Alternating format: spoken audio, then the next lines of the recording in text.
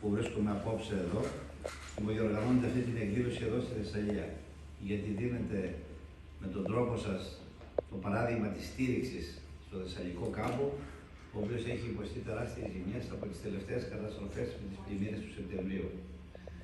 Και θα ήθελα επί τη ευκαιρία, αγαπητέ Πρόεδρε, και στον πρόσωπό σου να ευχαριστήσω όλους τους μηχανικούς του ΤΕΕ Θεσσαλίας για την όλη στήριξη στις αλλεπάλληλες καταστροφές που μας έπληξαν τα τελευταία χρόνια και στον Ιαννό αλλά και στους σεισμούς του Μαρτίου του 2021 και βεβαίως στις πρόσφατες πλημμύρες όπου με συναίσθηση και ευσυνειδησία βοηθήσατε τα μέγιστα ώστε να εκπληρωθούν όσο δυνατόν οι εκτιμήσεις για τις αποζημιώσεις που τόσο ανάγκη έχει ο κόσμος.